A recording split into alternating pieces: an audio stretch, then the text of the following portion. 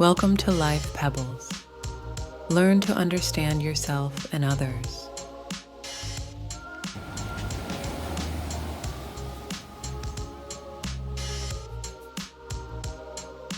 People will always have an opinion on what it is you do with your life. From career aspirations to dietary preferences or relationship status, coworkers, relatives, or random strangers on the internet will chime in with their own unsolicited advice or suggestions, thinking they're doing you a favor by sharing their wisdom. Well, this is your life first and foremost. You get to choose what you do, say, and think. And there are certain things you don't owe anyone an explanation for. Here are 7 of them.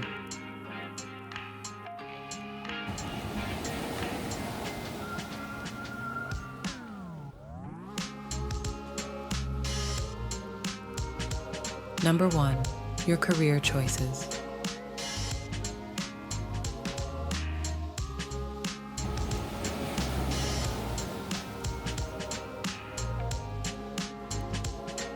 Other people may act like they know what's best for you, but when it comes down to it, only you know what's truly worth pursuing. Only you know what fulfills you on a fundamental level. A career or vocation should feel right.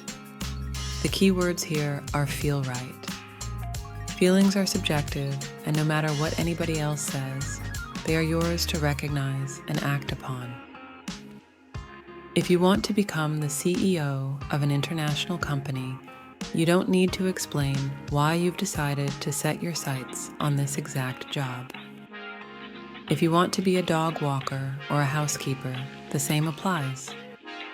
It is not up to others to decide what counts as success. Success is wholly yours to determine.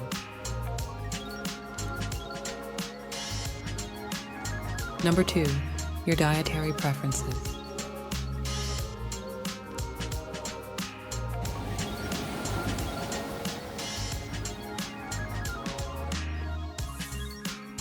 There are many reasons why you shouldn't have to explain your dietary preferences. First of all, disordered eating is a thing. Many people have a complicated relationship with food, and the more questions they get asked, the worse their mental health gets. Secondly, what you decide to put inside your body is your decision. You have every right to make conscious choices about your own health. Our relationship with food evolves into deep beliefs. Your beliefs are personal. You shouldn't ever feel pressured to share them.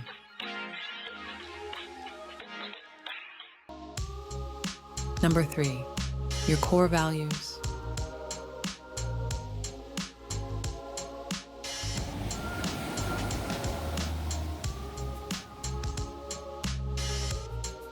Your core values essentially make you who you are. If you strongly believe in the importance of honesty, loyalty, flexibility, or whatever else that comes to mind, your actions are going to reflect those beliefs. Not to mention your sense of identity will be built upon them. You don't owe anyone an explanation for who you are in the marrow of your bones. Is it a good idea to get to know yourself better through a careful investigation of why you are the way you are? Absolutely. But do you owe that investigation to the world? Not at all. Number 4, your spiritual or religious views.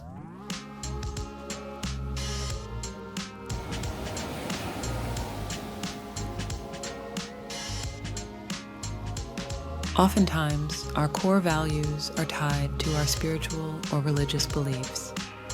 And once again, this is something you don't have to explain to anyone unless you genuinely want to. Whatever your views are in the realm of spirituality, they are deeply personal and ought to be approached with open-minded curiosity rather than immediate judgment. The same applies to you. However, it's important that you remain open when it comes to other people's faith if that is what you expect of them too. Treat others how you want to be treated.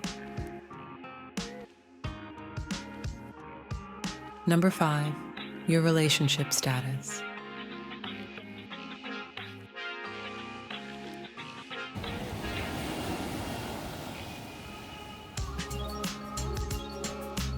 If you're single past the age of 30, some people will assume something's inherently wrong with you.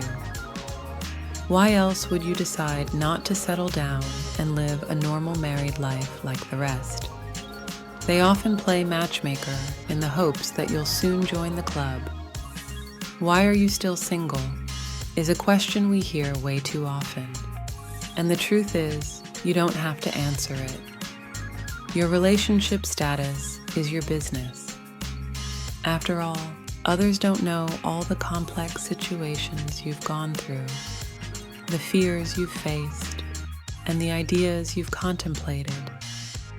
They don't know that you've recently gotten out of a long-term relationship, that you've been dealing with some serious family stuff preventing you from pursuing romance, that you are genuinely not interested in marriage, that you'd rather be single than settle for someone who isn't a good match for you.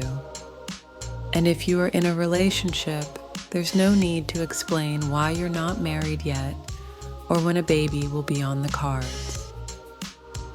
Luckily, these kinds of questions are becoming less common in some societies. When it comes to the singledom stigma, attitudes towards singles are becoming more positive and more inclusive of singles.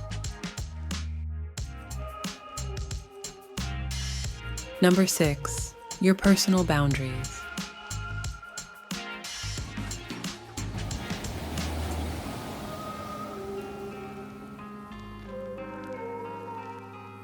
The importance of setting boundaries in our relationships with others cannot be overstated.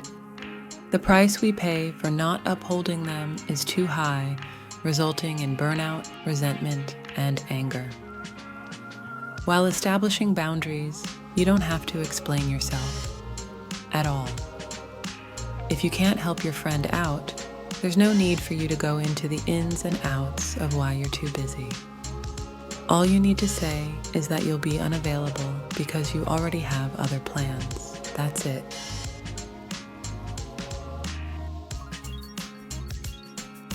Number 7, your self-care practices.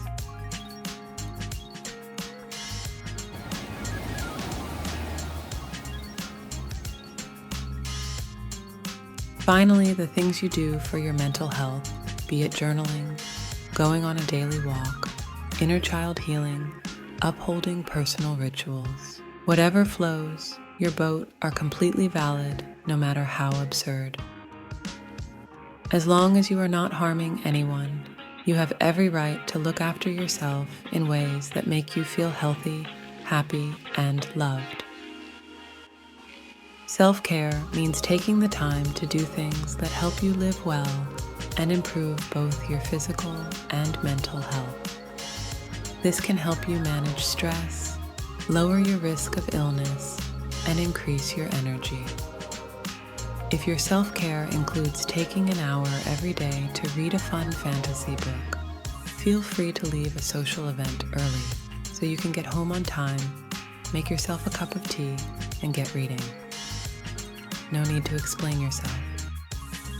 Your mental health is of the utmost importance. Do what feels right, no matter what anybody says. It's your life. Comment below which advice resonates with you the most.